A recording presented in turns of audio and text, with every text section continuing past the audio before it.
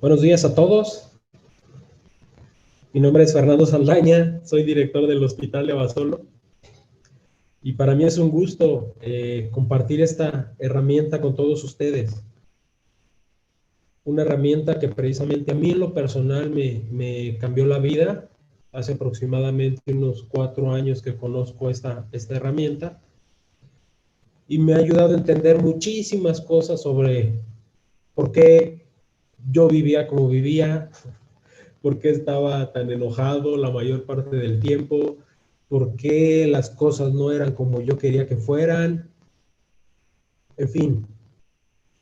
El día de hoy mi intención es transmitirles lo que es esta herramienta, que conozcan qué es la herramienta y únicamente sembrar la curiosidad en ustedes. El que ustedes busquen después un curso, un libro. Ahorita les voy a recomendar los libros que yo considero pueden ayudarles, pero la plática de hoy, su principal objetivo es crear curiosidad en cada uno de ustedes. Es crear precisamente esas ganas de querer conocer las cosas, por qué son como son y sobre todo por qué somos como somos. Eso a mí en lo personal me ayudó a quitarme mucho peso de encima, a quitarme eh, cargas emocionales, existenciales desde la infancia, cosas que no entendía. En el momento en que entendí yo por qué soy así, mi vida cambió. Y es lo que vengo a compartir con ustedes. Y bueno, para empezar, les voy a contar una historia. Dicen que las historias conectan con la gente. Los cuentos se escriben para los niños, pero para que se duerman los niños, pero son para que despierten los adultos. Y en esta historia resulta que era un amigo que va a visitar a otro amigo en la noche y llega muy entusiasmado a su casa y le dice, oye, ¿por qué estás tan feliz? Y le dice el otro, porque acabo de encontrar allá afuera de tu colonia, ¿para qué vine yo a este mundo? Le dice, a ver, cuéntame. Dice, mira, ahorita que llegué, vi un letrero afuera del fraccionamiento donde decía, apaga el motor, apaga las luces de afuera, enciende las luces de adentro e identifíquese. Y después se acercó el vigilante y me dice, ¿quién es usted? ¿Para qué viene aquí? ¿Y a dónde va? Entonces el amigo extrañado se queda, ¿y eso de qué te ayudó? Le dice, sí, ya entendí para qué venimos a este mundo. Y lo primero, déjame explicarte. Cuando me dijeron apague el motor, entendí que a este mundo venimos a no hacer tantas cosas, a dejarnos de preocupar por hacer y tener, y que siempre andamos con el motor arrancando. Entonces, primero apaga el motor. Después, apaga las luces de afuera. Entendí que es importante dejar de ver hacia afuera todo lo que me pasa, echarle la culpa a todo lo que me pasa en situaciones externas, en querer que las cosas de afuera satisfagan mi necesidad, a poner mucha atención en los de afuera, en lo que pasa en otra parte del mundo, en querer controlar lo que pasa afuera, que hay una guerra afuera, que hay una crisis económica, la opinión de los demás, son cosas que yo no puedo controlar y que pongo mucha atención y tengo la mira en lo que me pasa afuera. Y después, prende las luces de adentro. Me doy cuenta que lo más importante es empezar a voltear hacia mi interior, voltear a ver hacia mí, a reconocer que mi felicidad, mi paz y el amor lo tengo de adentro de mí, no tengo por qué estarlo buscando afuera. Y en el momento que me dijo, identifícase, y que me hicieron esas 3 preguntas, ¿quién soy? ¿Para qué estoy? ¿Y a dónde voy? Me di cuenta que esas preguntas son las que deben de regir mi vida, las que deben decirme precisamente a qué vine a este mundo, quién soy, para qué estoy y a dónde voy. Y en la medida en que yo vaya profundizando en la respuesta de esas preguntas, voy a obtener más amor, más felicidad y más paz interior. Y es por eso que el día de hoy la herramienta del eneagrama nos va a servir básicamente para contestar la primera pregunta: ¿quién soy? Al momento de presentarme, yo les dije, yo soy Fernando Saldaña y soy director del Hospital Comunitario de Abasolo. Eso no es quién soy, eso es cómo me llamo y a qué me dedico. Pero en realidad quién soy requiere de una reflexión más amplia. Y es lo que vamos a ver el día de hoy, el eneagrama, que nos va a ayudar a contestar esa pregunta: ¿quiénes somos?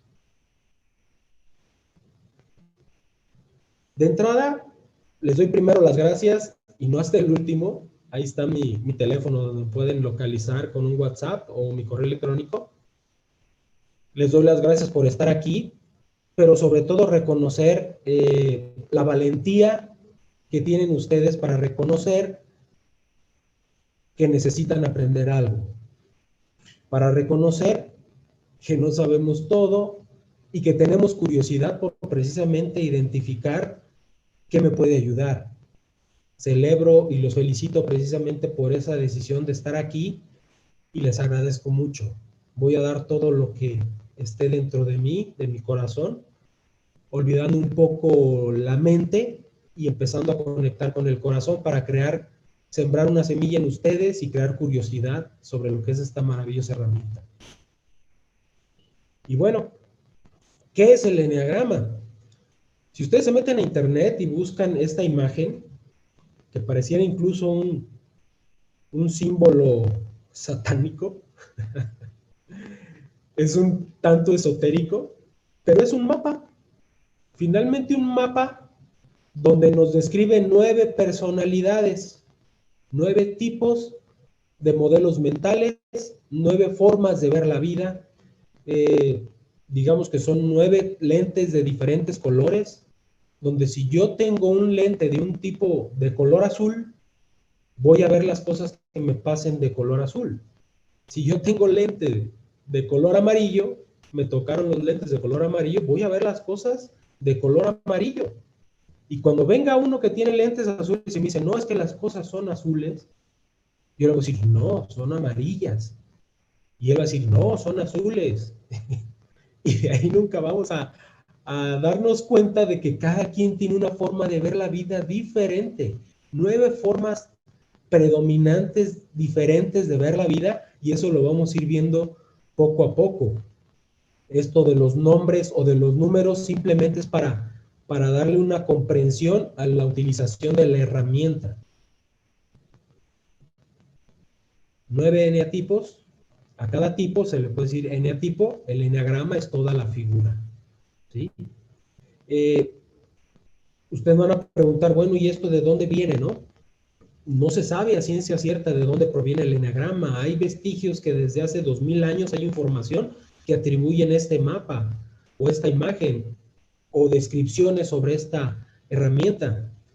Pero a finales del siglo XIX, 1870 por ahí, había un monje de la Unión Soviética, ahorita se me fue el nombre, George Gurdjieff, que él tenía sus alumnos y empezaba a estudiar esto, incluso los llegaba a alcoholizar para que precisamente sacaran más esta personalidad que tenían, y él empezó a hacer las primeras descripciones sobre el eneagrama. Después, a mediados del siglo pasado, 1950, 2 chilenos, Ichazo y Naranjo, Claudio Naranjo, fueron los que hicieron esta descripción más detallada y lo que conocemos ahora como el eneagrama.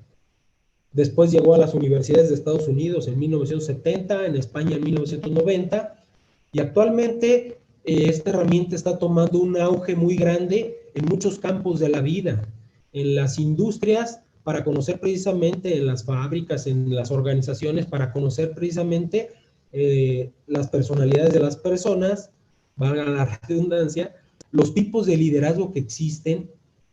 En medicina se está utilizando precisamente porque en psiquiatría es donde entró, y puedes entender síntomas relacionados con los tipos de personalidad, con el eneatipo que tienes, lo puedes relacionar con cierto tipo de sintomatología y de padecimientos físicos que pueda tener la persona. Se utiliza también en las escuelas para entender el tipo de educación que le vas a dar a cada uno de los individuos. Ese dicho que dice, haz a los otros lo que quieras que te hagan a ti, yo creo que ya no aplica. Porque lo que a mí me gusta que me hagan no le puede gustar a otro, ni a otro, ni a otro. Son 9 tipos de personalidades, entonces es importante conocer eso. En el arte lo están utilizando los guionistas para las películas, para las series. Ahorita está en lo personal viendo una serie junto con mi hija y con mi esposa. Mi hija es adolescente, una serie que se llama Élite, donde ahí precisamente se describe cada uno de los personajes y corresponde a cada uno de los eneatipos. Y es bien interesante ver, una vez que uno conoce esta herramienta, identificar esta personalidad cuál es, esta personalidad cuál es, este qué eneatipo es, este qué eneatipo es. Pero eso es en forma de juego. Como herramienta de autoayuda vamos a caer mucho en esa tentación de querer ver a los demás. Acuérdense, apaguen las luces de afuera. Es bien fácil ver en los demás las características de cada uno de los eneatipos, pero vuelvo a repetir, esta herramienta es para autoconocimiento, autoayuda, empezar a voltearnos a ver para nosotros mismos, apagar las luces de afuera, prender las luces de adentro y entender cuál eneatipo soy yo, que es el primer paso, donde eso no nos lo va a decir la mente. Cuando uno empieza a conocer más sobre esta herramienta, a leer más, a ver más videos, a platicar más sobre esto, uno va interiorizando los aspectos de todos los eneatipos y llega un momento donde es un momento eureka. Hay quien dice que es como un orgasmo emocional, donde te llega y dices, este soy. Y ahora entiendo, ahora entiendo, ahora entiendo, ahora entiendo. Eso me pasó a mí. En el momento en que yo supe qué eneatipo era, me empecé a llenar de entusiasmo, de alegría, de esperanza, de entender por qué soy como soy. Y bueno, partamos por esta frase, que ojalá la podamos interiorizar un poco, que dice, no somos seres humanos teniendo experiencias espirituales. Somos seres espirituales teniendo una experiencia humana. Si nosotros empezamos a creer que a este mundo solamente venimos de paso, empezamos a tener un sentido diferente de la vida. Empezamos a creer, a buscar el sentido de para qué venimos por esta experiencia terrenal, por este planeta, justo en este momento. Y empezamos a poner en perspectiva lo que es nuestra vida. Y repito, no somos seres humanos teniendo experiencias espirituales, somos seres espirituales teniendo una experiencia humana. Y bueno, tratando de constatar esto, existen muchos rituales que evocan el momento del nacimiento, ¿sí? Rituales como el temazcal, donde se utilizan los 4 elementos, tierra, aire, fuego y agua, con algunas hierbas, para precisamente recrear esa sensación de estar dentro del vientre materno. Muchas regresiones, muchos chamanes utilizan sustancias como la ayahuasca, como algunos hongos, para precisamente tener una experiencia que nos asemeje o nos lleve al momento en el que estamos en el útero materno. ¿Y por qué hacia allá nos vamos? ¿Por qué nos vamos hasta allá? Para entender el eneagrama, vamos a empezar a imaginarnos esas situaciones, ¿sí? Imagínense, traten de imaginar cómo estarían cuando estábamos en el vientre de nuestra mamá. Todos estuvimos en el vientre de nuestra mamá. Y bueno, vamos a hablar de la conciencia, pero para hablar de la conciencia que vamos a utilizar hoy en el eneagrama, tenemos que describir otros tipos de conciencia, como la conciencia de estar despierto, la conciencia psicológica, el simple hecho de estar consciente, de decir es que estoy alerta, como cuando, por ejemplo, alguien cometió un accidente por estar borracho, esa persona no está consciente, incluso se le trata diferente ante la ley porque no tiene esa conciencia del estado de alerta. Existe otra conciencia, que es la que nos enseñaron en Pinocho, como Pepe Grillo, que es la conciencia moral, que es la conciencia que nos dice esto está bien, esto está mal, esto me hace bien, esto me hace mal. De estas conciencias no vamos a hablar en este momento. Vamos a hablar de la conciencia espiritual. ¿Qué es la conciencia espiritual? Este triángulo que pongo yo aquí, podemos considerarlo como la conciencia del ser humano, donde uno de los picos es la percepción, el otro es la sensación y el otro es la expresión. Todos los seres humanos conscientes hacemos esto. Percibimos, sentimos y expresamos. Percibimos, sentimos y expresamos. Y estamos en ese círculo, ¿sí? Conforme exista coherencia entre lo que pienso, lo que siento y lo que expreso, quiere decir que soy una persona íntegra, una persona consciente, ¿sí? Repito, cuando hay congruencia entre mi pensar, mi sentir y mi actuar o expresarme, soy una persona íntegra, que es uno de los valores que tenemos en el ISAPEC, la integridad. Cuando una persona difiere o no hay congruencia entre lo que piensa y lo que siente y lo que hace, no es una persona íntegra, es una persona mediocre. Y no tomen mediocre como insulto, sino simplemente porque mediocre, existe media conciencia, que no hay congruencia entre pensar, sentir y actuar.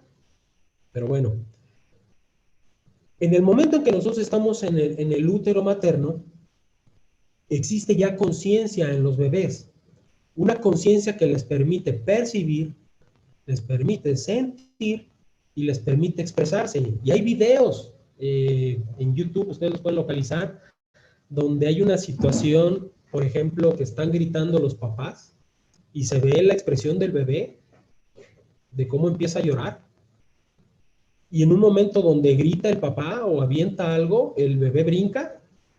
Entonces, él ya está expresándose de alguna forma porque percibe algo y siente algo. Entonces, eso lo tenemos desde que estamos en el vientre materno. Pero imagínense la sensación que puede sentir o la idea que puede sentir ese bebé o esa conciencia en el útero materno. Imagínense un estado que le podemos llamar el estado celestial, estar ahí, bien a gusto, ¿sí? Donde me siento protegido, me siento amado, siento una presencia divina junto conmigo, no me siento separado, me siento pleno en ese estado celestial.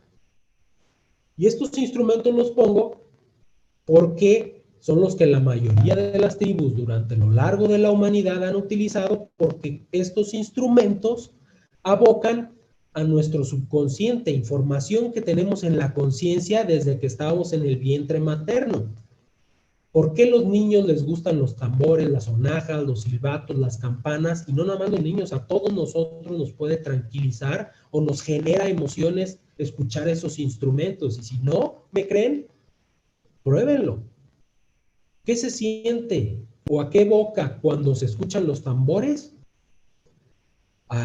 Nos recuerda ese estado celestial porque representa los latidos de nuestra mamá escuchados a través del líquido amniótico. Las sonajas o las maracas, lo que representa es el ruido que escuchábamos cuando se movían los intestinos de la mamá. Los silbatos es cuando estornudaba nuestra mamá y la campana es cuando hablaba nuestra mamá. Entonces, estos instrumentos o estos sonidos que se utilizan en rituales, en fiestas, en momentos de alegría, lo que hacen es evocar ese estado celestial que todos percibimos cuando estábamos en el vientre de nuestra madre. Entonces, recuerden ese estado celestial donde había protección, amor y presencia. ¿Sí? ¿Y qué pasa en el momento del nacimiento? Pasamos de un estado celestial, donde estamos muy a gusto, a literalmente sentir que nos estamos muriendo. Imagínense lo que siente un bebé, o imagínense lo que sentimos nosotros de estar en un estado de presencia, de amor y de protección, a que nos sacan algo desconocido. Literalmente sentimos que estamos muriéndonos, ya sea por parto o por cesárea, el bebé empieza a percibir una sensación de muerte y empieza a generar una huella en nuestro inconsciente. Somos seres humanos prácticamente indefensos, totalmente dependientes de nuestros papás o de la gente que nos va a criar. No podemos sobrevivir sin alguien. Y entonces, a partir de ese momento, vamos viendo el mundo con el paquete que ya traemos de nacimiento.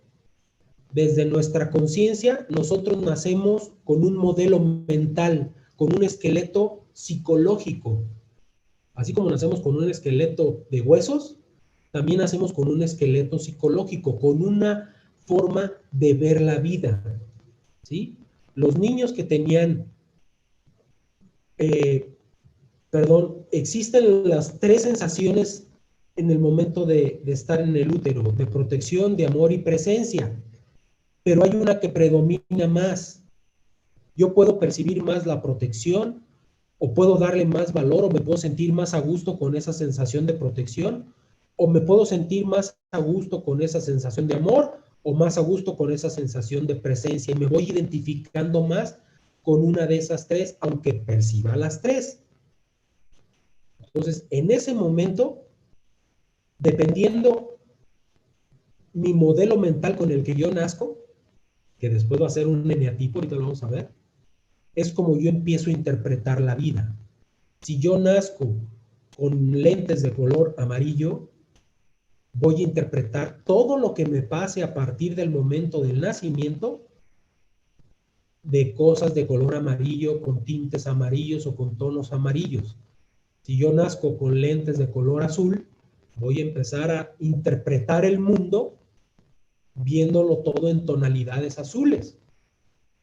Si yo nazco con un modelo mental donde predominaba la protección y en ese momento dejo de sentir protección, voy a empezar a desarrollarme en este mundo y ver todo lo que me pasa enfocado en ese aspecto del estado celestial.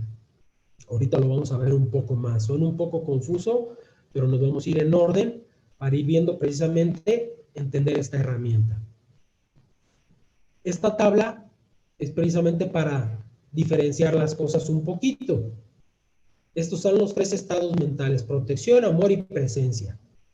Entonces, en ese momento que yo estoy en el vientre materno, yo percibo las tres emociones o las tres sensaciones de presencia, amor y protección. Sin embargo, al momento del nacimiento, que es el trauma en el nacimiento, el niño empieza a percibir quien tenía predominio o favoritismo o predilección por la presencia, con ese modelo mental, empieza a sentir soledad. Empieza a decir, alguien me dejó, alguien me abandonó. Dentro de esa conciencia del bebé, que también tenía predominio por el amor, empezó a sentir rechazo o empieza a incrustarse en su conciencia una herida que la puede percibir como rechazo. Y hay quien la percibe como agresión. Al momento de que nace, Puedes decir, ¿por qué me están abandonando? ¿O por qué me están dejando solo? ¿Por qué ya no me quieren? ¿O por qué me están agrediendo? ¿Sí? ¿Por qué me están llegando estos enmascarados vestidos de azul y me están tallando, me están frotando y incluso hasta me hacen llorar? Entonces, cada bebé empieza a percibir en base a su conciencia el mundo de una forma diferente, ¿sí? Entonces, se va formando una huella en el subconsciente de cada niño donde empieza a predominar un sentimiento, el sentimiento de abandono o el sentimiento de carencia de afecto o de debilidad. Repito, la mayoría sentimos todo, pero uno predomina más sobre otro. Por eso somos tan diferentes. Y empezamos a sentir miedo, que es una de las emociones primarias que sentimos al momento de llegar. Como les digo, al momento del nacimiento tenemos miedo a morirnos. Y eso se queda incrustado en una impronta y se forma una huella y todos tenemos la huella del ombligo que nos recuerda eso y empezamos a tener un miedo que predomina. Miedo a que me abandonen, miedo a que no me quieran o miedo a que me agredan. Y entonces yo voy desarrollando una personalidad, que personalidad es máscara. Todos los niños, en el momento en que estamos en el útero de la madre y que nacemos, somos una semilla de potencialidades puras, ¿sí? Ahí desde ese momento nosotros tenemos nuestros talentos, tenemos nuestro propósito en la vida, tenemos nuestro modelo mental, tenemos todo en lo que nos podemos llegar a convertir. Eso ya lo tenemos desde el nacimiento. Pero ¿qué pasa?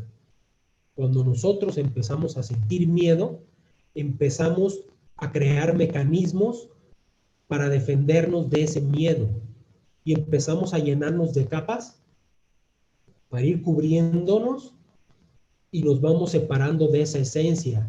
Esas capas les podemos llamar el ego, que es una personalidad, en griego es máscara.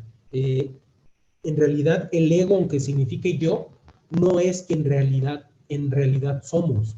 Es una máscara que nosotros nos fuimos formando en base a lo que vivimos, a nuestras experiencias vividas, generalmente durante la infancia. Hago un paréntesis.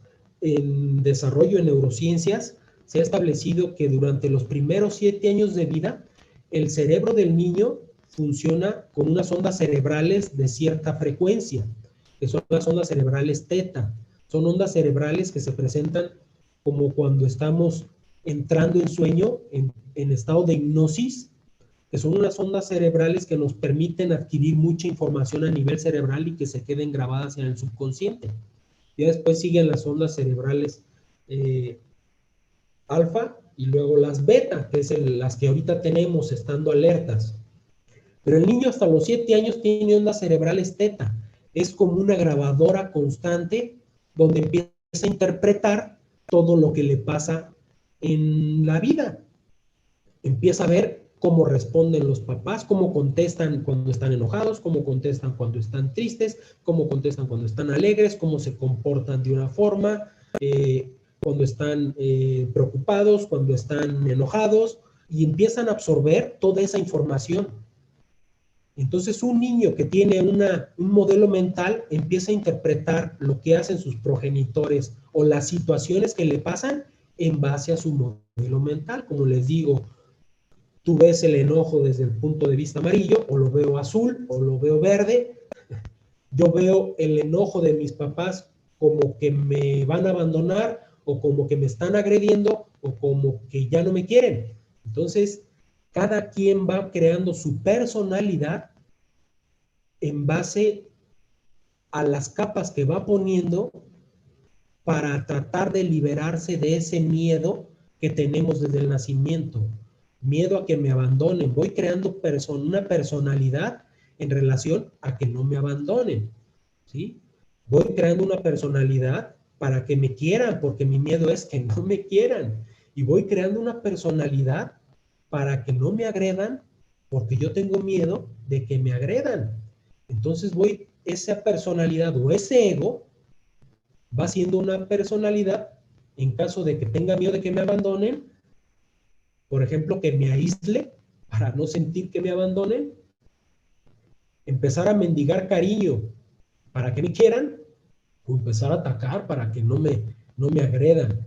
Y entonces empieza a cumplir lo que es la trampa del ego, una profecía autocumplida. Cuando yo estoy identificado en el ego o con el ego, ¿sí? Cuando yo creo que el ego soy yo, empiezo a crear actitudes que finalmente me llevan a sentirme solo.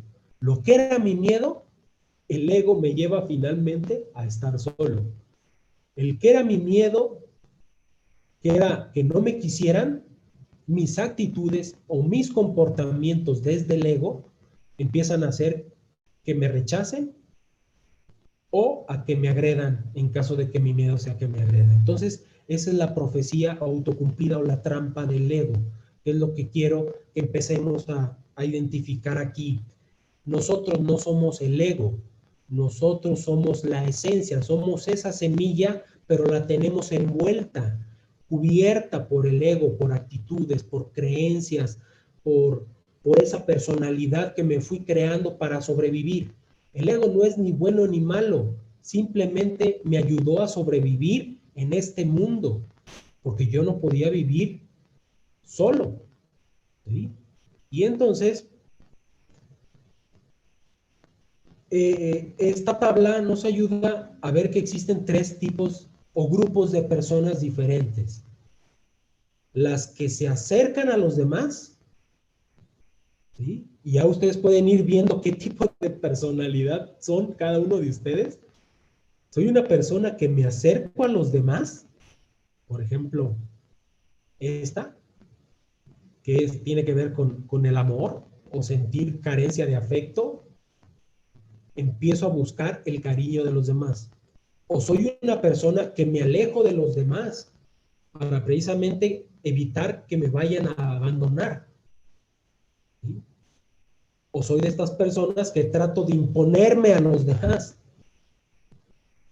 ¿sí? Entonces, tres grupos de personalidades: los que se acercan, los que se alejan y los que tratan de imponerse a los demás. ¿Ok? ¿Hasta ahí alguna duda? ¿Algún comentario?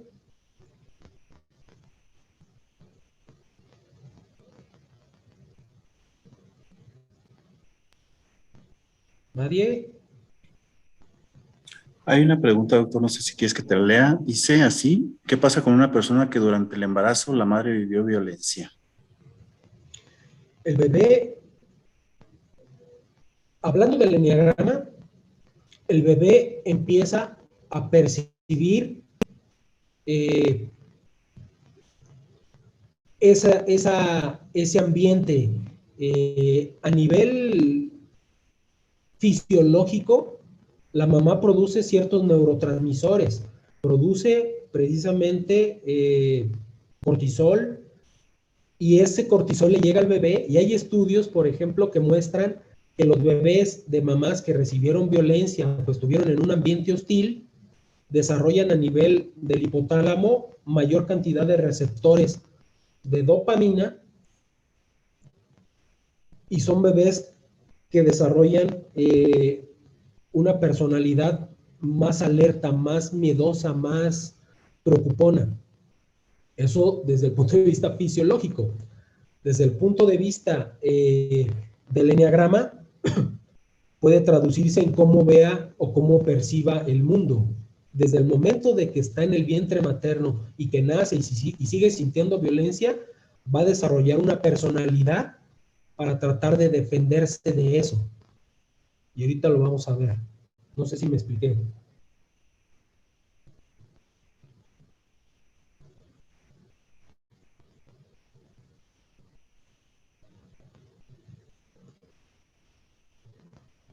Si no hay ninguna otra duda, ningún comentario, Es la sigamos. pregunta que tenemos hasta el momento, doc. Bueno, continuamos. Eh, Les decía, este es el enneagrama, ¿sí? Si pueden tomarle una foto, si pueden tenerlo ahí a la mano, buscarlo en sus teléfonos celulares y tenerlo ahí, porque va a ser de utilidad cuando vayamos viendo las descripciones, cómo está, para ir precisamente, irles describiendo cómo funciona o cómo lo interpretamos. Finalmente, el eneagrama es un mapa que nos va a llevar precisamente al camino a casa, llamémosle así, a pasar de la inconsciencia del ego, del sufrimiento, a llegar a nuestra esencia o a nuestra conciencia o a la felicidad, esa paz, amor, ese estado celestial en el que vivíamos en el momento de que nacimos, o antes de nacer, perdón, y que es a lo que debemos aspirar en este mundo. ¿A qué venimos a este mundo? Pues a ser felices, a vivir en paz y a sentir amor. Pero cuando nosotros estamos identificados con el ego, cuando vivimos desde el ego, finalmente estamos en una etapa inconsciente o de ignorancia. No sabemos que estamos así, simplemente decimos, es que yo así soy, así nací, pero no sabemos por qué respondemos como respondemos, por qué actuamos como actuamos, por qué decidimos lo que decidimos, por qué nos llevamos como nos llevamos con las demás personas. Y esto, no me lo crean, ustedes identifiquen los resultados que tienen en su vida para que vean en qué etapa están en este camino. Cuando hay resultados en este mundo, yo siembro o cosecho resultados que no me satisfacen, que estoy desagusto, que no estoy contento con lo que tengo, con lo que soy, me siento perdido, pues cada quien ve esos resultados, ¿sí? Que nos ayude el eneagrama a pasar del estado inconsciente a darme cuenta que estoy en estado de inconsciencia y empiezo a tomar conciencia de que soy inconsciente, de que existe algo que me puede enseñar, algo que me puede hacer entender por qué me comporto como eso. Empiezo a aumentar la comprensión y empiezo a generar un entrenamiento y a orientar mi energía precisamente hacia dirigirme a mi esencia, a esa esencia, a esa conciencia que todos tenemos, a esa semilla que todos tenemos dentro. Después empiezo a llegar a ser consciente, a darme cuenta por qué soy como soy y entiendo por qué los demás son como son, ¿sí? Y llego a la etapa de conciencia de la conciencia. Soy consciente de esa conciencia y empiezo ya a estar más cerca de la felicidad. No es que todo el tiempo esté así, que llegue acá y ya sea un punto de llegada. Como en la vida es un camino y dependiendo la energía y el entrenamiento que yo tenga, si yo el día de hoy estoy con una energía baja, lo más probable es que esté en una etapa inconsciente. Si yo estoy en una energía alta, lo más probable es que esté en una conciencia más alta. Por eso es bien importante todo lo que se ha visto en el desarrollo humano, este esfuerzo sindical de capacitación, donde habla de energía, de alimentación, de descanso. ¿Por qué? Porque es importante cuidar la energía precisamente para desarrollar esa conciencia que me lleve a conectar con mi esencia y no nada más con el ego. ¿Ok? Entonces, el mapa del eneagrama me lleva del ego a la esencia. ¿Y cómo funciona? Aquí ven 9 eneatipos. Vamos a tomar el eneatipo 1. ¿Sí? Ven unas rayas que significa cada uno de nosotros tiene una esencia principal o un eneatipo dominante. Ejemplo, el eneatipo 1, que es el perfeccionista, ahorita lo vamos a ver cómo es, cuando está identificado con el ego. Obviamente, existe una personalidad del eneatipo 1, tiene una forma de comportarse cuando está identificada con el ego y una forma de comportarse cuando está identificado con la esencia. Entonces, el conocer eso me ayuda bastante. Sin embargo, cuando el eneatipo 1 está saturado de sufrimiento, de incomodidad o se estresa demasiado, puede descentrarse a otro eneatipo, a las características de otro eneatipo, que es el eneatipo 4, y empieza a adquirir actitudes, comportamientos del eneatipo 4, ¿sí? A esta sombra. O cuando se empieza a relajar, empieza a adquirir conciencia, a tener más energía, puede centrarse al eneatipo 7, que es adquirir comportamientos, características de este otro eneatipo. Entonces, cada uno de nosotros nos va a ir haciendo sentido esos comportamientos que tenemos. Si yo estoy en situaciones de estrés y empiezo a ver actitudes de este eneatipo, me puede orientar para ver en qué etapa del camino estoy. Si por otro lado estoy tomando actitudes del otro eneatipo, del eneatipo 7, puedo ver que voy por buen camino. Entonces es un mapa, como les digo, no es la realidad completa, como no es un mapa, no es la realidad completa. Un mapa no es la ciudad de Guanajuato. Un mapa es una referencia que me permite orientarme cuando yo estoy en esa ciudad. Pero puede ser que yo esté buscando el bar, el infierno, y ya no esté. Pero aquí en el mapa dice que ahí está. No es la realidad, el mapa no es la realidad, pero me ayuda a orientarme. Y bueno, entonces, vean estos movimientos. Hay un eneatipo predominante que se centra a otro eneatipo y se descentra a otro eneatipo. Y ojo también, cada eneatipo tiene dos alas, que son los que lo acompañan a los lados. En el caso del eneatipo 1 tiene ala 2 y ala 9. ¿Qué es esto? Yo puedo ser un vaso de agua o un vaso con agua. Yo soy agua, pero le pongo gotitas de limón. Voy a seguir siendo agua, pero con un toque de limón. O le pongo gotitas de naranja. Voy a seguir siendo agua con gotitas de naranja. ¿Qué quiere decir? Que también cada eneatipo tiene influencia de alguna de sus alas o de las dos alas. ¿Qué tanta influencia? Eso es muy variable. Pero esto nos ayuda a identificar ciertos comportamientos. ¿Por qué me estoy comportando así? Porque tengo influencia de mi ala derecha o de mi ala izquierda, de mi ala que tengo a los lados.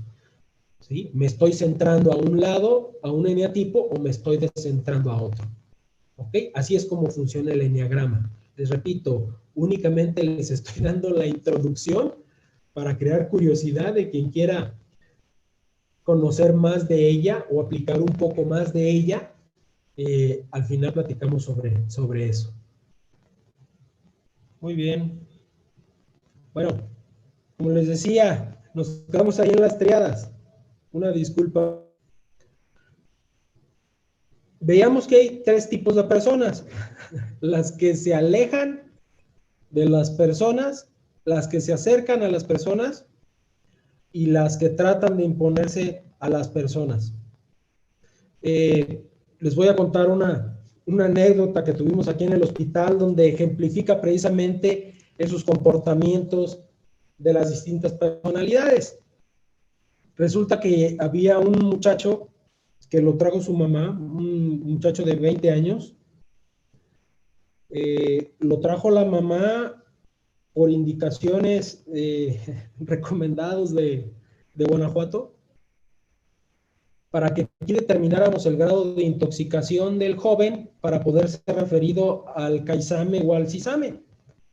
Y estaba la mamá con el muchacho en una de las camillas ahí de urgencias. Y llega un momento donde el muchacho se para bien enojado, estaba platicando con la mamá, se para bien enojado y le dice, yo ya me quiero ir. Y se quita el suero y se va con bata hacia afuera del hospital. Y la mamá llorando y va atrás de él rogándole que a dónde vas y todo esto. En ese momento uno de los doctores de ahí de urgencias va, agarra al muchacho y le dice, regrésate, no puedes andar así. Lo agarra del brazo y se lo lleva y le dice a la señora, y usted deje de llorar porque no le va a resolver ningún problema. Otra de las personas que estaba ahí, enfermera, hace el comentario, ay, pobrecito muchacho, ay, pobrecita señora. ¿Por qué los trata así el doctor? Y otra enfermera estaba espantada diciendo, nos va a meter en un problema.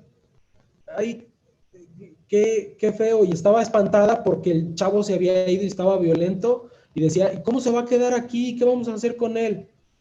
Entonces, vean cómo ante un hecho que podemos llamar neutro, donde el muchacho se para y se quiere salir y va la mamá atrás de él, no quiere decir que sea algo bueno o sea algo malo, sino que cada quien ve las cosas en base a su personalidad o a sus lentes que trae o a su modelo mental. Y uno actúa, va y lo agarra y se lo trae.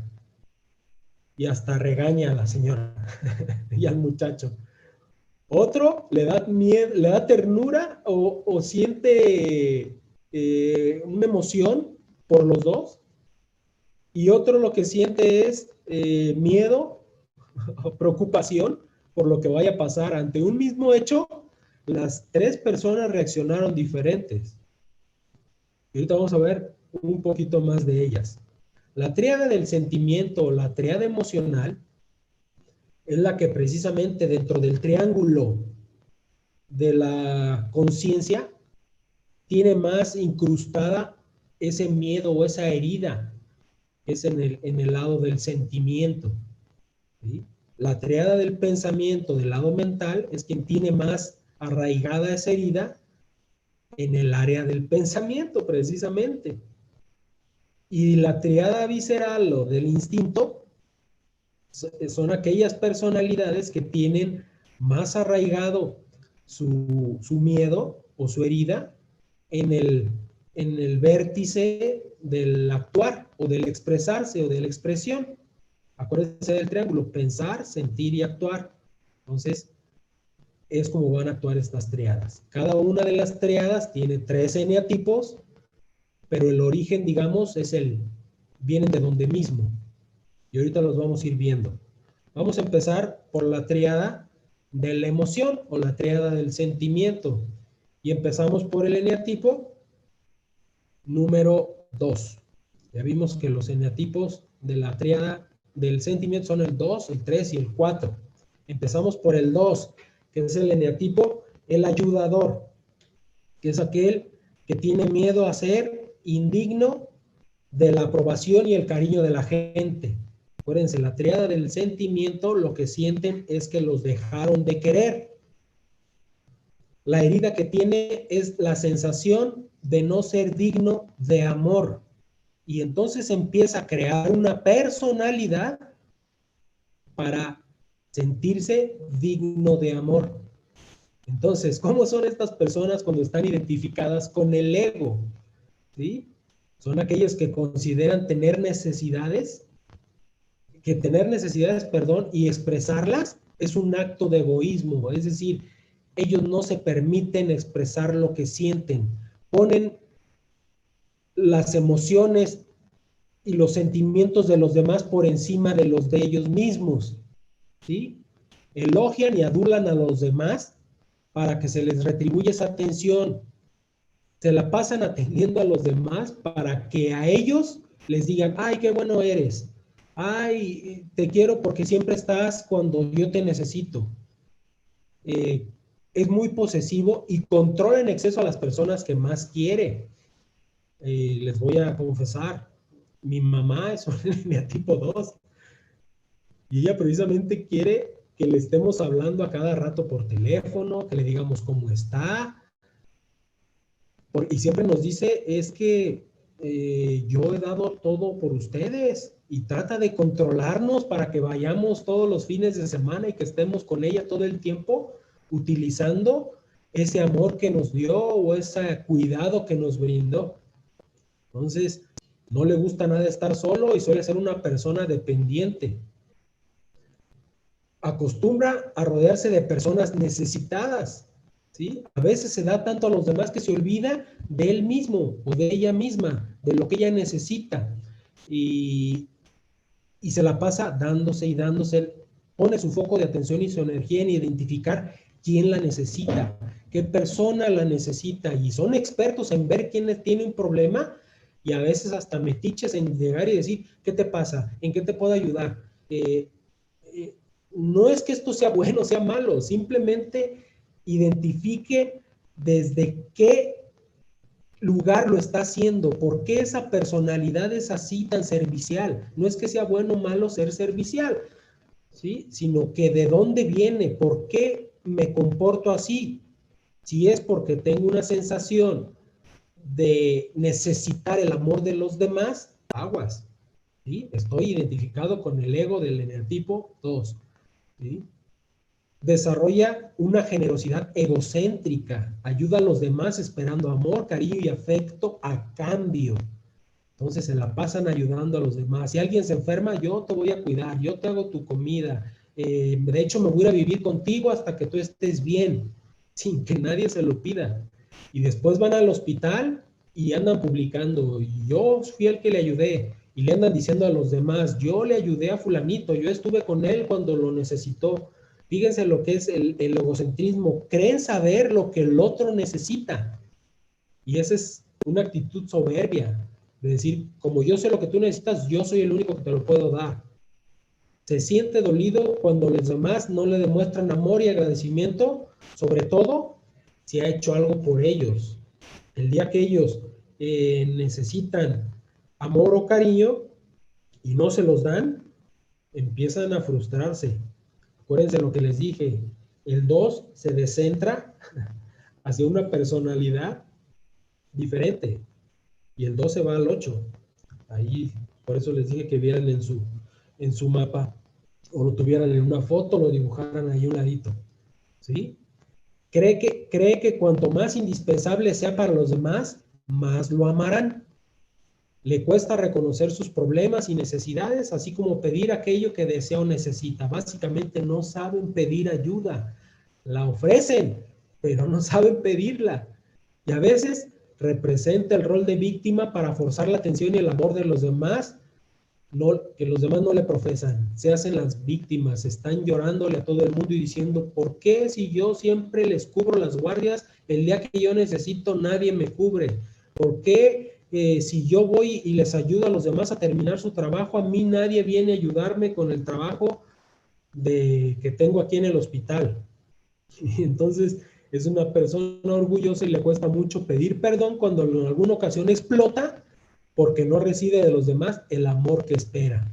Entonces, repito, esta personalidad o este eneatipo, su base de por qué se comporta así es porque tiene la sensación de ser digno de amor.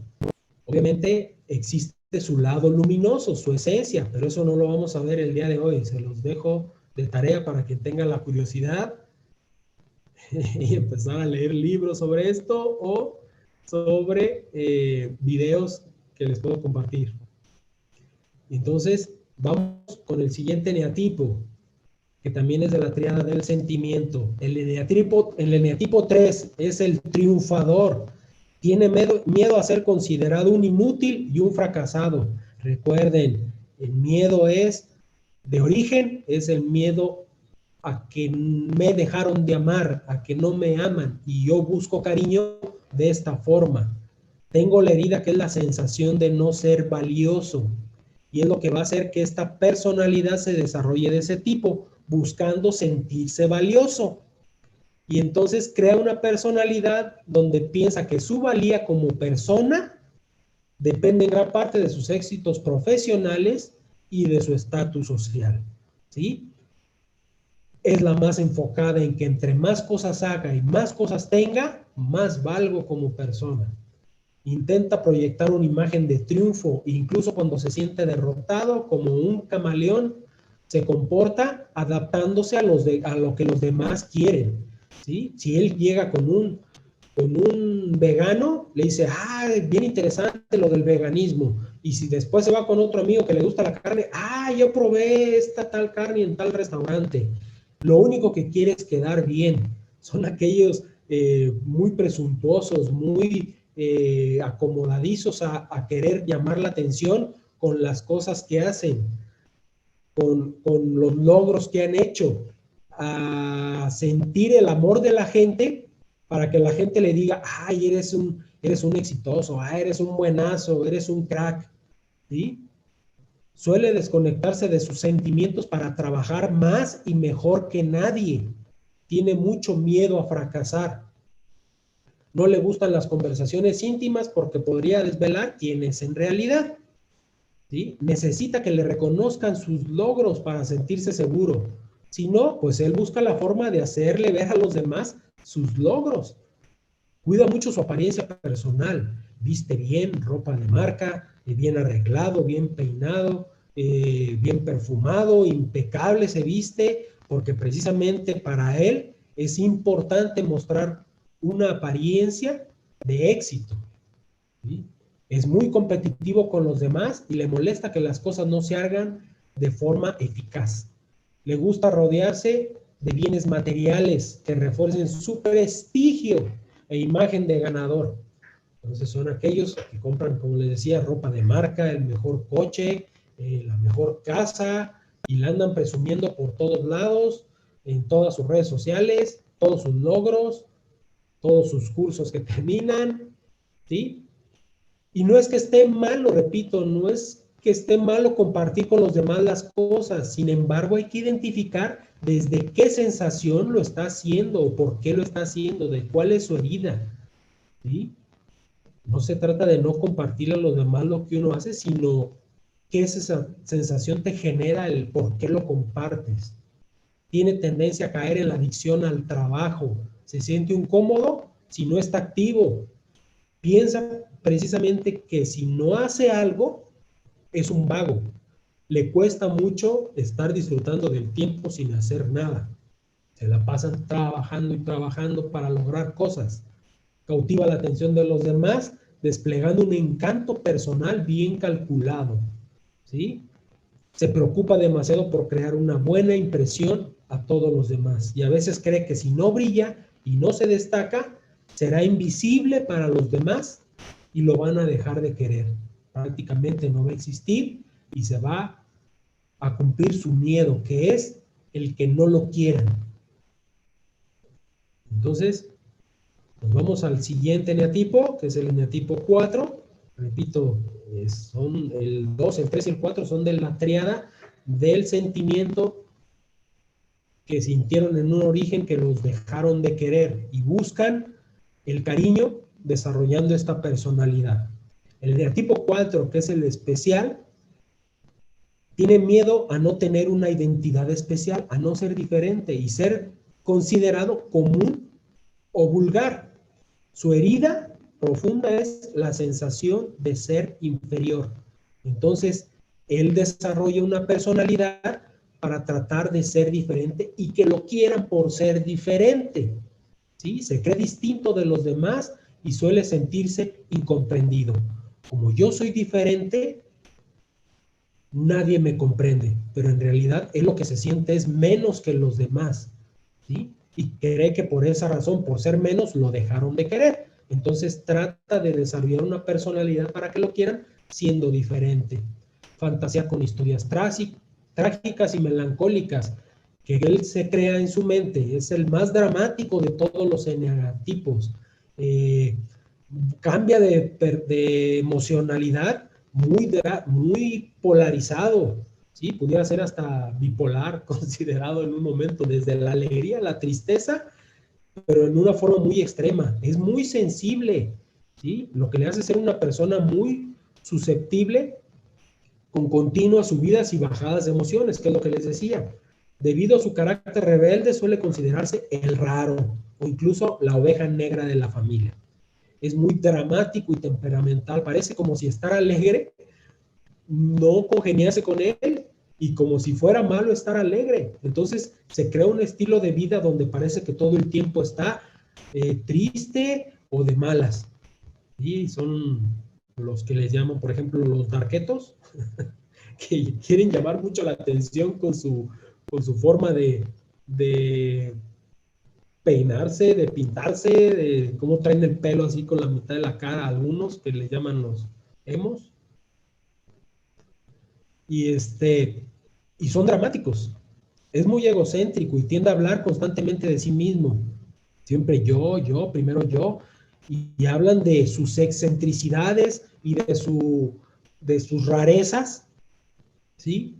Que las relacionan precisamente con su mundo interior. Se compara con otras personas de su entorno y suele concluir que es inferior que ellas, y esto lo que le genera es envidia. Como sienten envidia de los demás, se comparan con los demás. No le gustan las situaciones comunes y corrientes o vulgares. Todo tiene que ser especial y diferente.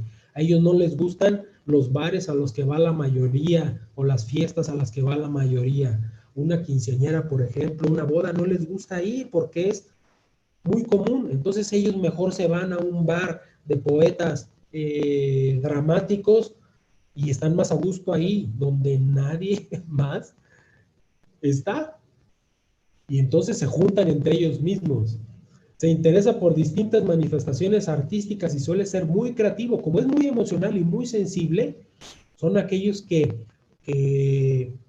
generan drama en las novelas, en las películas, en el teatro, en la pintura. Son muy buenos para expresar su sentimiento o esa sensibilidad que tienen adentro, ¿sí?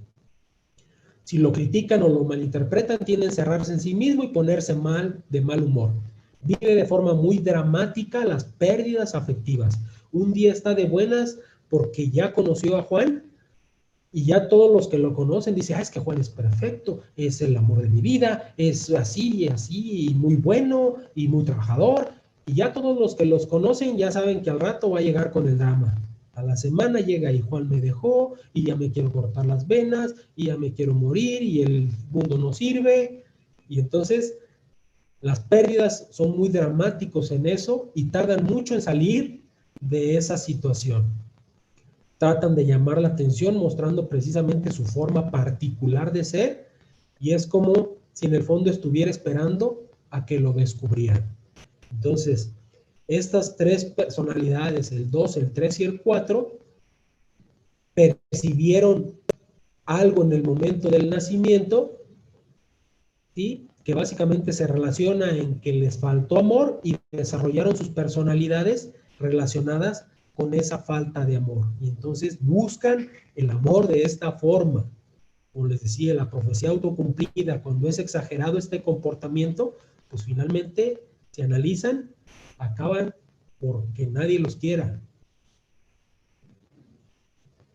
Y vamos a ver ahora la tríada del pensamiento, o el que tiene el miedo arraigado en el triángulo de la conciencia, en el vértice que tiene que ver con el pensamiento. Y vamos a ver el eneatipo 5, que es el observador. El miedo a ser ignorante, impotente, incapaz de vivir en el mundo. Entonces, este observador o este eneatipo 5, su principal herida es la sensación de no ser capaz. Acuérdense, los del 5, 6 y 7, que es la teoría del pensamiento, sintieron que fueron abandonados. Y entonces lo que buscan es no volver a ser abandonados. Tienen miedo de ser abandonados y crean una personalidad. La herida que tiene que ver con ese abandono es la sensación de no ser capaz. Creen que por eso fueron abandonados y entonces tienen la necesidad de desarrollar una personalidad donde se sientan capaces. Entonces, en presencia de otras personas, sobre todo desconocidas, se desconecta de los sentimientos y las emociones. No le gusta a este eneatipo las emociones y los sentimientos. Todo es cerebro. Acuérdense, la triada del pensamiento. Es como si fueran ellos un cerebro con patas. El cuerpo simplemente le sirve para transportar su cerebro. Entonces, reúne y acumula información sin sentirse jamás preparado para pasar a la acción. Es un gran teórico, pero tiene miedo de enfrentarse a la realidad.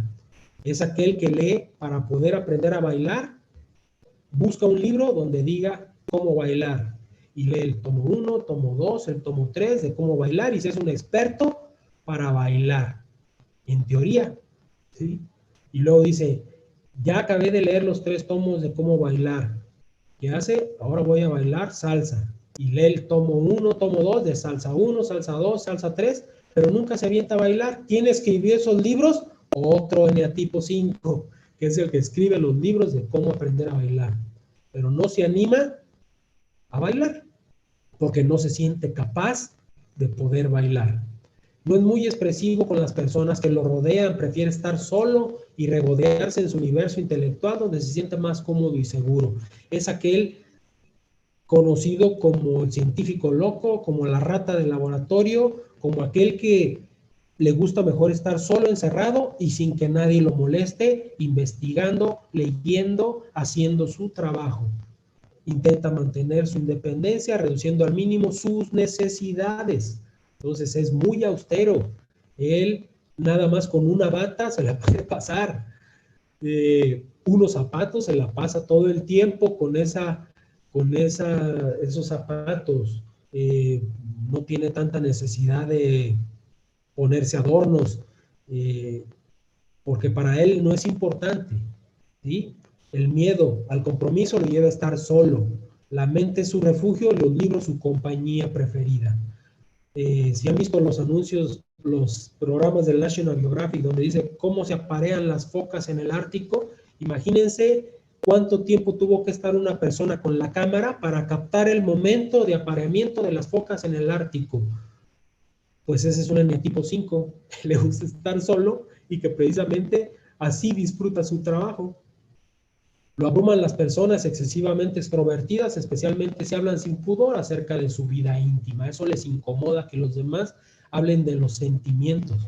Es muy reservado y distante, es muy selectivo a la hora de incluir personas en su mundo, ¿sí? No le gusta compartir lo que siente. Básicamente habla solamente de lo que piensa o de sus pensamientos, sus investigaciones, de lo que ha logrado identificar, la evidencia. Son aquellos del área médica que todo lo basan en artículos, generalmente en las áreas de enseñanza, donde todos saben, pero nunca han hecho nada, ¿sí? Entonces, poseen una enorme capacidad para la investigación y el análisis, se desenvuelven con mucha facilidad en el mundo de la mente y de las ideas. Sin embargo, les cuesta trabajo relacionarse con las personas. Le incomodan las situaciones demasiado emocionales y suele convertirse en experto en alguna materia, pero solo del conocimiento. Es adictivo a la acumulación intelectual, ¿sí? Les da miedo aventarse a hacer las cosas, les da miedo implementar lo que han aprendido, porque no se sienten capaces de hacerlo. Y entonces leen un libro y luego leen otro libro y luego otro porque no se sienten capaces de compartirlo o de aplicar lo que están leyendo. Vamos ahora al eneatipo 6, el dubitativo. Su miedo más profundo es afrontar situaciones adversas de forma imprevista y no estar capacitado para salir ansioso por sí mismo. ¿Cuál es la herida? La sensación de no poder confiar en sí mismo. No puede confiar en él. Por eso siente que lo rechazaron. El anterior siente que lo rechazaron por no ser capaz. El 6 siente que lo rechazaron por no poder confiar en él, ¿sí? Entonces, si él no confía en sí mismo, ¿cómo van a confiar los demás? Y entonces empieza a crear una personalidad en base a ese miedo y en base a esa herida, ¿sí? A menudo le invade el miedo y la ansiedad por los potenciales problemas futuros. Vive en un permanente estado de alerta para no ser cogido desprevenido. Es aquella persona que todo lo ve mal, todo lo ve negativo, que siempre está viendo lo peor que puede pasar. Tiene mucho miedo y ansiedad de que algo pase. Son muy inseguros por dentro, se preocupan obsesivamente con tomar aquellas decisiones que le garanticen la seguridad y la certeza de que todo le irá bien. Les cuesta mucho tomar una decisión porque tienen miedo de equivocarse. Como se sienten incapaces de confiar en sí mismos, tienen miedo de equivocarse y muchas veces no hacen las cosas para no equivocarse. Suele estar lleno de contradicciones y dudas y puede llegar a padecer fuertes tormentos mentales. Utiliza mucho las expresiones y si, o no sé, y si hubiera hecho esto, y si pasa esto, y si esto sucede, ¿sí? Cree que cuanto más fiel y leal sea a sus amigos de confianza, menos posibilidades habrá de que estos le fallen o le traicionen. De hecho, Es también conocido como el eneatipo de la lealtad o el más fiel de la fidelidad, porque precisamente busca que todo mundo sea así, que todos no le fallen, que no le traicionen, pero no todos son así. Y entonces él se la pasa desconfiando de los demás también. Haz de cuenta que se va a casar y hace una encuesta entre los amigos. ¿Tú qué opinas? ¿Me caso o no me caso? ¿Tú qué opinas? ¿Me caso o no me caso? A ver, ¿tú me caso o no me caso? A ver, 10 sí, 5 no. ¿Sabes qué? Sí me caso. Y a las 5 meses se divorcia y le echa la culpa a los amigos por la decisión que tomó. Prefiere seguir instrucciones claras y precisas y, de ser posible, contar con un manual de pasos detallados y directrices concretas. ¿Sí? No toma la iniciativa, le cuesta mucho tomar la iniciativa de las cosas. Y entonces a él, si le dicen lo que haga, como es leal y fiel, lo va a hacer. ¿Cuántos de nuestros compañeros son así en la Secretaría de Salud? Que les dice uno, pues te encargo que hagas esto, pero si no les dice uno cómo hacerlo, no lo hacen. Les cuesta mucho tomar la iniciativa para hacer las cosas, porque dudan de su capacidad, no confían en sí, repito. Cuando tienen que tomar una decisión importante, suelen explorar todas las opciones, que es lo que les decía, piden encuestas para generarse confianza. Tienden a ver el vaso medio vacío. Uno de sus principales conflictos es la lucha constante entre su valentía y su cobardía, y tienen un fuerte sentido del deber y trata de cumplir con lo que se espera de él. Pero eso sí, tiene que estar muy claro qué es lo que esperan de él o lo que él cree que esperan de él o de ella. Al contar con sólidas creencias, o bien las acepta o las cuestiona ferozmente. A veces se convierte en el abogado del diablo. De vez en cuando toman decisiones que a todo mundo lo saca de onda. Les da tanto miedo tomar una decisión que a veces se van al otro extremo. Ejemplo, dejan los trabajos sin tener nada seguro, ¿sí? Y renuncian para irse a otro lado, porque ese sufrimiento creen que se genera en el trabajo. A pesar de sus miedos e inseguridades, en ocasiones toma grandes decisiones que dejan a su entorno boquiabierto, es lo que les digo. Tiene un radar interno para detectar falsedades, inconsistencias o contradicciones, el cual le permite saber si puede confiar o no en una persona o no. Entonces, imagínense toda la energía que desperdician o que gastan en estar viendo en quién sí pueden confiar y en quién no pueden confiar. No es fácil vivir desde el ego de ninguna de los eneatipos. Por eso el eneagrama se puede ver como 9 infiernos o 9 cielos, dependiendo si estamos en el ego, abajo del mapa, o en la esencia, arriba del mapa. Vamos a ver ahora el eneatipo 7. Repito, está dentro de la triada del pensamiento. ¿Sí? El 5, 6 y 7 son personas que se sintieron rechazadas y buscan no ser rechazados o no ser abandonados. El entusiasta, miedo más profundo a verse despojado de todo, sentir dolor y sufrimiento. La herida, la sensación de vacío e insatisfacción.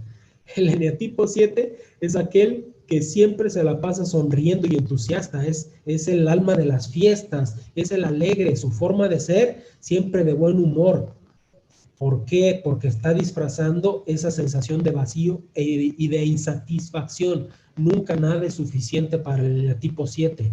Intenta llenar el vacío que percibe en su interior con personas y experiencias placenteras y gratificantes. Es hiperactivo y le cuesta mucho estarse quieto. Normalmente se la pasa hable y hable y hable y parlotea, ¿sí? Y puede llegar a pensar en muchas cosas al mismo tiempo. Es aquel que llega a una fiesta y ya está pensando en dónde sigue la siguiente fiesta, o si hay otro lugar donde hay una fiesta mejor, o ya está pensando en cuándo organizar la que sigue. Da la impresión de sentirse siempre alegre y feliz, cuando en realidad acumula mucho dolor en su interior. Trata de mantener la mente ocupada en cosas agradables y placenteras para no pensar en nada doloroso y negativo. Le cuesta mucho profundizar en sí mismo por miedo a sufrir. Este es el eneatipo que más voltea a ver hacia afuera, el que más luces prendidas tiene hacia afuera, y le cuesta mucho prender las luces hacia adentro. Le incomoda estar solo y en silencio. Es el que también tiene prendido el motor todo el tiempo, ¿sí? Cuando está sin hacer nada, le entra una ansiedad y un vacío que inmediatamente busca cómo satisfacer eso con situaciones y experiencias externas. Cree que es responsable de inyectar energía y entusiasmo en cada situación. Se distrae con facilidad y se dispersa demasiado. Piensa que siempre hay algo mejor que hacer, aparte de lo que está haciendo. Nunca está en el presente, siempre está en otro lado y siempre está pensando en el futuro. Considera que disfrutar de la vida significa saciar los placeres. Podemos ver que es como si fuera la gula, el pecado capital de este eneatipo, ¿sí? Se la pasa buscando experiencias y aventuras que le generen placer. Constantemente está haciendo planes para que el futuro sea mejor que el presente. Tiene una agenda mental en su cabeza y se la pasa todo el tiempo pensando en cómo o en las cosas que vienen en un futuro. Se suele aburrir cuando no se encuentra cuando no encuentra estímulos suficientes. Aburrir viene de ab horrere, horror a estar con uno mismo, ¿sí? Y siempre está preguntando qué hacemos, qué hacemos. Padece el síndrome de Peter Pan, o lo que otros llaman aquí en México los chavorrucos o la chavorruquez, ¿sí? Se resiste a madurar y a comprometerse con sus responsabilidades por miedo a que su vida se vuelva monótona y aburrida. Entonces, este entusiasta no es que sea bueno y malo, repito, ser alegre o comportarse bien, sin embargo hay que ver desde dónde lo hacemos, ¿sí? Un eneatipo 7 tiene que identificar si todo lo que hace es porque siente vacío y porque no quiere contactar con su esencia o con su ser interior. Y bueno, repito, el 5, 6 y 7 es la tríada del sentimiento. Por último, vamos a ver la tríada visceral o la tríada de la acción. El eneatipo 8, el desafiador. Miedo a ser herido o dominado por otros. Ese es su miedo. ¿Cuál es la herida? La sensación de sentirse indefenso y vulnerable. Entonces, acuérdense, la tríada visceral, lo que sintió al momento del nacimiento fue agresión. Y entonces empieza a crear una personalidad en relación a eso. Estos 3 eneatipos que voy a mencionar ahorita tienen esa característica. Sin embargo, el 8 particularmente tiene la sensación de indefensión y de vulnerabilidad. Y entonces empieza a crear una coraza, una personalidad para tratar de defenderse de que no lo lastimen. Le gusta estar al mando de las situaciones para no someterse al control de los demás. Se siente fuertemente atraído por el poder. Se esconde y protege tras una coraza fuerte y dura. Sin embargo, es como los cangrejos, duros por fuera y blanditos por dentro, ¿sí? Esa personalidad blandita únicamente se les muestra a las personas que él considera que se lo ganan y que no lo van a lastimar. Es muy directo, franco y honesto y suele intimidar con su mirada a las personas que le rodean. Es el eneatipo. Es mejor que me tengan miedo. Entre más miedo me tengan, mejor. Se te quedan viendo a los ojos y tratan de dominarte con la pura mirada, ¿sí? Desenmascara y desafía agresivamente a las personas que considera injustas. Es el justiciero del eneagrama. Vive a la defensiva por miedo a que le hagan daño, por eso es tan hiperactivo, mostrando su furia y su rabia cada vez que se siente agredido por los demás. Y no es que sea agredido, es que todo lo percibe como una agresión. Cuando alguien no está de acuerdo con él o le hace ver algo que no le gusta, se siente agredido y aguas. Cuando alguien le agrede injustamente, enseguida piensa en la mejor manera de vengarse. No dude en castigar a quienes considera que lo merecen. Tiende a pensar negativamente y a autoengañarse, creyendo que su malestar es culpa de los demás, ¿sí? Sus repetidos estallidos de rabia y agresividad provocan que generalmente pierda el control, ¿sí? Y sobre todo, le cuesta mucho que le digan lo que tiene que hacer. Es rebelde para que alguien le diga lo que tiene que hacer y por eso busca esas posiciones de poder. Por eso busca ser director de hospital. Me río porque ese es mi eneatipo, ¿sí? Al sentir que debe proteger su vulnerabilidad, considera que la mejor defensa es un buen ataque. Suele proteger a las personas que considera más vulnerables y débiles y tiene facilidad para intuir los puntos débiles de las personas. Sí, es muy fácil la forma de encontrar dónde lastimar a los demás. Digamos que tenemos ese don. Y cuando se enfurece, se vuelve frío y distante, lo que le impide sentir empatía hacia las personas con las que ha entrado en conflicto. Entonces, este eneatipo se muestra así porque en el fondo tiene miedo o se siente indefenso y se siente vulnerable. Vamos al eneatipo 9, el indolente. Este eneatipo tiene miedo a sentirse separado de los demás y entrar en conflicto. La herida, la sensación de no ser bienvenido y no ser importante. Él precisamente sintió esa agresión porque siente esto, que no es bienvenido y no es importante. Entonces, crea una personalidad en la que trata de pasar inadvertido y evita tomar partido para no entrar en conflicto con nadie. Es aquel compañero de las fotos de las facultad o de la escuela donde nadie se acuerda quién es, ¿sí? Es al que dices, oye, ¿y quién es Pedro? Y dice, oye, pero si ayer cenamos tú, yo y Pedro, ¿no sabes quién es? Pasa tan inadvertido porque trata precisamente de evitar la agresión de esa forma. Le cuesta mucho decir no quiere entrar en conflicto este eneatipo. Entonces a todo le dice que sí. No dice que no por temor a que alguien se enfade. Parece humilde, pero en realidad se infravalora, siente que él no vale, contentándose siempre con estar en segundo plano. Cree que su opinión no importa y se amolda al pensamiento general de las personas que lo rodean. Generalmente le dicen, haz esto y pues lo hace para no entrar en conflicto. Se va desde la realidad a través de la narcotización, centrando su atención en pensamientos sin importancia. Básicamente, pareciera una persona floja. Es aquel que se la pasa a gusto, que parece que tiene atole en las venas, que nada lo altera, que ninguna situación hace que se prenda, por más cosas que le quieras hacer, por más bullying que le hagan, sí, no pasa nada. ¿Sí? Pero es porque su personalidad no quiere entrar en conflicto. Va por la vida sin saber quién es ni hacia dónde va. Es como una boya a la deriva. Lo cierto es que tampoco le importa tanto. Da la impresión de estar en paz, pero suele acumular de forma muy inconsciente ira reprimida. Y generalmente a final de año, en Navidad, Año Nuevo, cuando ya está jarra, explota esa ira que tiene reprimida, que durante tantos años, tanto tiempo dijo que no, y se muestra ya su verdadera esencia o su verdadera motivación. Es perezoso y tiende a procrastinar, pensando que sus tareas son irrelevantes o que no son importantes, o también piensa que se van a acabar por resolver solas las cosas y suele dejar todo para el último momento. Es muy difícil que se enfade, se resigna fácilmente y se adapta a todas las circunstancias sin quejarse tanto.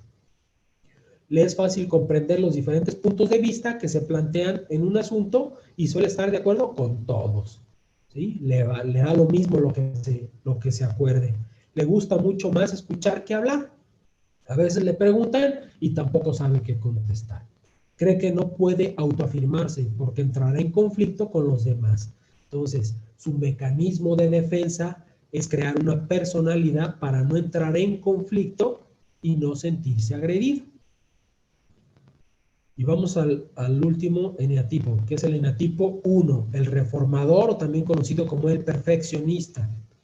Tiene miedo a ser considerado malo, mediocre o defectuoso, corrupto, imperfecto, así como a ser rechazado. ¿Cuál es su herida? La sensación de insuficiencia e imperfección. Entonces, él exige perfección de sí mismo y también de los demás, ¿sí? De todo lo que le rodea, le cuesta mucho relajarse. Considera que sabe en todo momento la mejor forma de resolver una situación, educa, instruye y corrige duramente a los demás sin que esto se lo pidan. Es aquel don perfecto, aquel que se la pasa regañando a los demás, diciéndoles lo que tienen que hacer, criticando todo lo que hacen los demás, ¿sí? Como supervisor o como jefe, pues es aquel que todos le tienen miedo, que ya llegaste con la ropa mal, que ya hiciste mal esto, detalles insignificantes los resaltan y se enojan porque cometen un error, ¿sí? Cree tener siempre la razón, juzga y critica aquello que considera imperfecto, pues su forma de pensar es la forma de pensar, cree que no existe otra forma de pensar más que la de él. Por eso piensa que los demás están mal. Se esfuerza más que nadie para hacer realidad sus elevados ideales. Siente rabia, resentimiento y frustración por no alcanzar la perfección deseada. O sea, se la pasa frustrado todo el tiempo. Se la pasa enojado porque las cosas no son perfectas. Le interesa la ética y la moral y con mucha frecuencia tiende a evaluar los hechos o a las personas en términos de este está bien y este está mal. Básicamente es un juez, ¿sí? Difícilmente va a estar satisfecho. Es crítico y siempre se la pasa corrigiendo. Es muy susceptible a los juicios y críticas ajenas. Cuando él lo critican o lo juzgan, ahí sí se enfada fácilmente, aunque procura que no se le note porque no es perfecto enojarse. Defiende su postura de manera rígida, intolerante y dogmática. Se cree en posesión de la verdad absoluta. Cree tener una misión en la vida y trabaja de forma exageradamente organizada y disciplinada. Le enervan las cosas mal hechas. La mediocridad, la falta de voluntad por querer mejorar, eso le molesta mucho. Es tan sincero y transparente que en ocasiones peca de falta de prudencia. Le suelen decir que tendría que pensar más antes de actuar y que pierde la razón por lo que dice, ¿sí? Entonces, este es el último eneatipo. Como ven, de la tríada visceral, su miedo es a sentirse agredidos y crean esas personalidades para tratar de evitar ese miedo. ¿Sí? Sería todo, no sé si tengan alguna duda. Básicamente, como les decía, el eneagrama es una herramienta que nos ayuda a tratar de identificar primero nuestro eneatipo dominante. Como les repito, todos tenemos de todo. Es un mapa de la condición humana. Ustedes van a decir, es que yo me identifiqué con el 1, con el 2, tengo un poquito de este, tengo un poquito de este, ay, este me cayó muy mal, pues capaz que el que te cayó mal es el que eres. Es cosa de ir repasando, aprendiendo, conociendo, para tratar de identificar tu eneatipo e irte conociendo. No sé si tengan alguna duda, algún comentario, estoy a sus órdenes.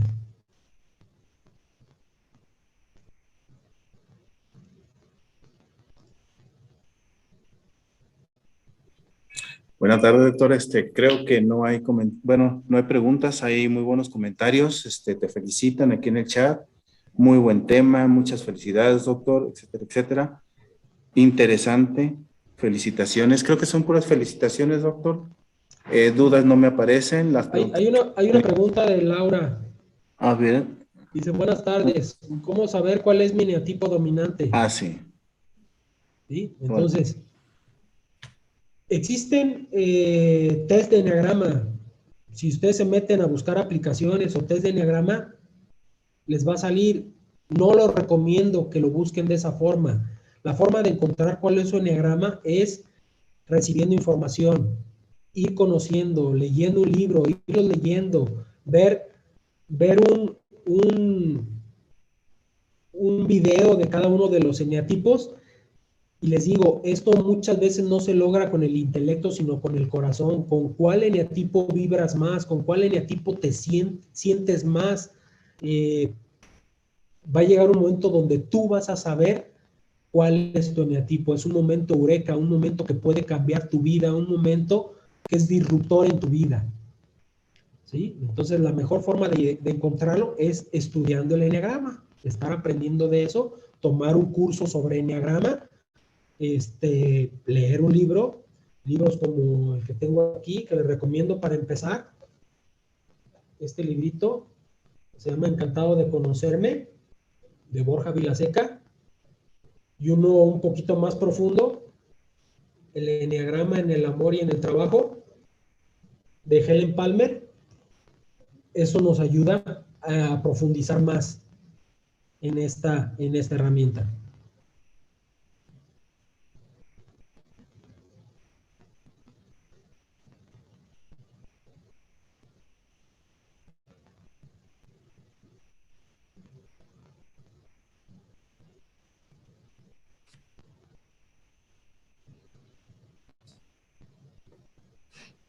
Sí, Rosalí Reyes dice, por las ondas teta de la infancia es por lo que se forman improntas en el subconsciente y se dan las heridas emocionales. Efectivamente, Rosalí. Decían los jesuitas, dame un hombre 7 años, dame un niño 7 años y te daré al hombre. Porque es precisamente durante esos 7 años cuando el ser humano empieza a adquirir esas creencias subconscientes que nos van a permitir desarrollar creencias y comportamientos. ¿Por qué nos comportamos como nos comportamos? ¿Por qué cuando vemos una pelea, unos le entran al pleito, otros se alejan, otros se ponen tristes? Es precisamente por cómo lo vivieron durante esa infancia. Ese modelo mental más las experiencias van creando la personalidad de cada quien y parte de las heridas emocionales. Dice Lucía Esquivel, doctor, que si puede repetir los nombres de los libros, por favor. Y uno es Encantado de Conocerme, de Borja Vilaseca. No está al revés. Y el otro es El enneagrama en el amor y en el trabajo, de Helen Palmer.